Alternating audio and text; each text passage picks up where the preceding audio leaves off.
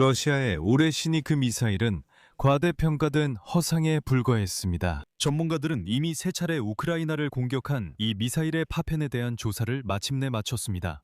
오레시니크 미사일이 벨라야, 체르코프, 르비우, 드니프로를 공격했을 때의 전자부품 분석 결과 이 미사일에는 주로 2014년부터 2016년 사이에 제작된 러시아와 벨라루스 부품이 포함되어 있는 것으로 나타났습니다. 그리고 나머지 부품들은 더 오래된 것으로 이 미사일에서 현대적인 것은 블라디미르 푸틴의 선전뿐임을 보여줍니다. 더 나아가 이전에 미국 의회에서는 오레시니크를 우크라이나 공격에 사용하는 것이 러시아 독재자에게 그가 원하는 것과는 반대의 결과를 가져올 것이라고 밝혔습니다. 사실 이 미사일의 잔해는 현재 미국 정보기관이 보유하고 있으며 미국은 러시아의 실제 미사일 역량을 분석하고 있습니다.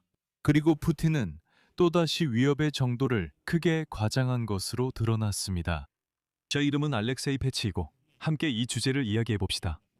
하지만 시작하기 전에 이 채널을 구독해 주시고 영상에 좋아요를 눌러주시고 영상 아래에 아무 댓글이나 남겨주시고 제 텔레그램 채널 패치이 뉴스도 구독해 주세요. 링크는 이 영상 설명란에 있습니다. 자, 전문가들이 마침내 오레시닉 미사일을 조사했습니다. 이 미사일로 일주일 전에 르비우주와 드네프로페트롭스크주 그리고 벨라야 체르코프가 공격당했습니다. 그리고 첫 번째 결론은 아주 간단합니다. 이 미사일은 전혀 최신형이 아닙니다. 특히 전문가들은 미사일의 탑재 전자장치와 비행 제어 시스템에 접근할 수 있었습니다.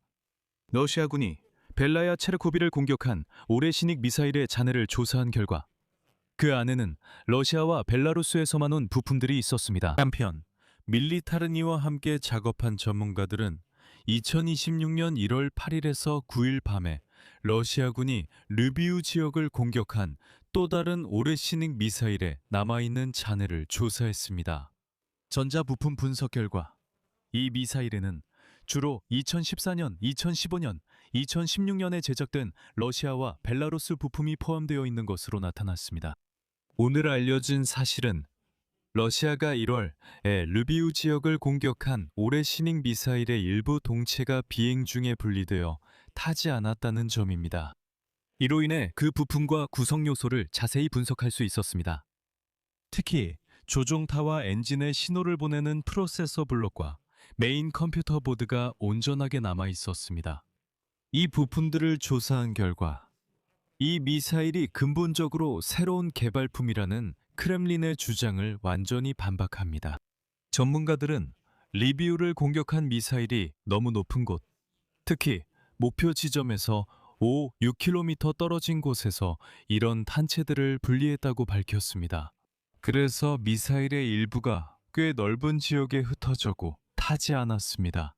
벨라야 체르코프에서는 오레시니크 미사일이 비교적 낮은 고도에서 분리되어 그래서 바로 그 차고들을 덮쳤던 것입니다. 6개씩 든 묶음 6개가 몇몇 차고에 떨어졌습니다. 미사일이 목표 근처에서 분리돼 모든 파편이 한 곳에 떨어진 것이 분명하게 보였습니다. 즉, 미사일을 리보프 지역에 발사한 이후에 약간 조정한 셈입니다.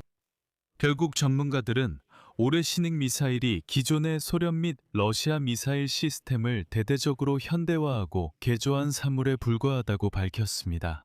설계에는 단지 몇 가지 기술적인 변경만이 이루어졌습니다. 하지만 프로세서 블록 내부에서 발견된 모든 인쇄 회로 기판과 마이크로칩들은 2014년부터 2016년 사이에 제작된 것이었습니다. 2024년과 2025년에 생산된 최신 외국산 부품이 발견되는 러시아 무인기들과는 달랐습니다.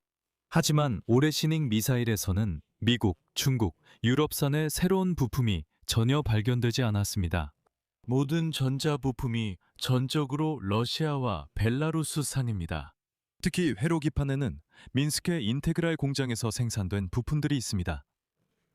이 공장은 군사 장비용 집적 회로, 반도체 소자, 전자부품을 생산합니다.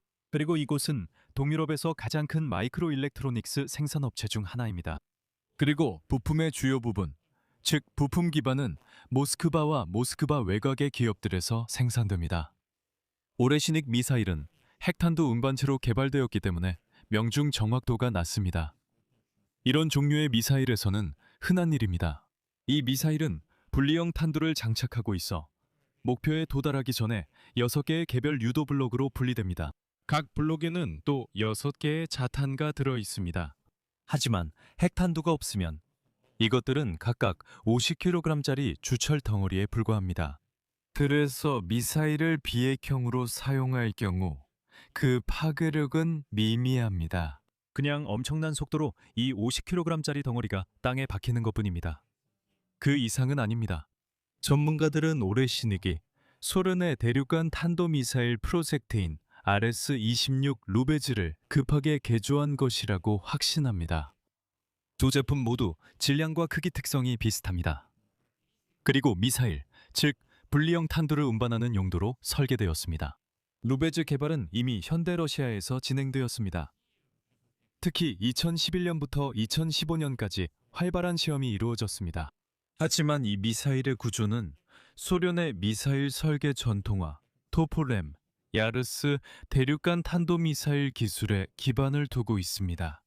여기서 제가 왜 올해 신익이 급하게 만들어진 위험용 미사일이라고 말했는지 설명하겠습니다.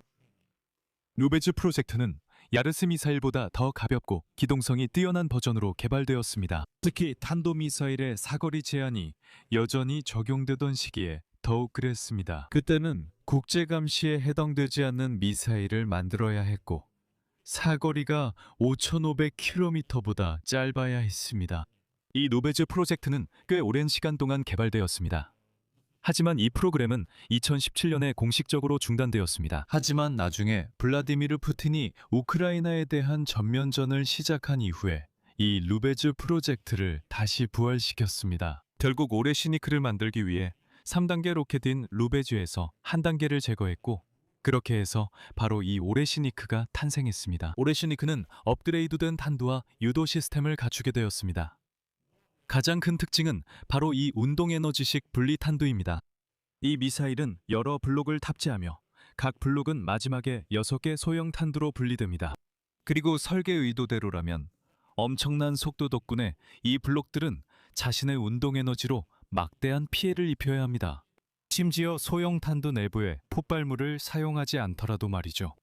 하지만 실제로 러시아인들은 이미 이 미사일을 3번이나 사용했습니다. 참고로 한 발당 거의 1억 달러에 달합니다.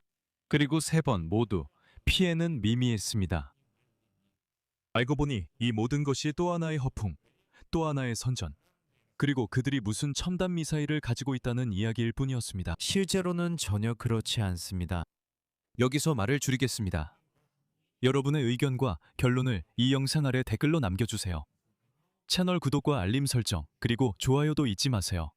또한 이 유튜브 채널의 활동을 지원하고 싶으시다면 이 영상 설명에 있는 링크와 계좌 정보를 통해 언제든지 후원하실 수 있습니다.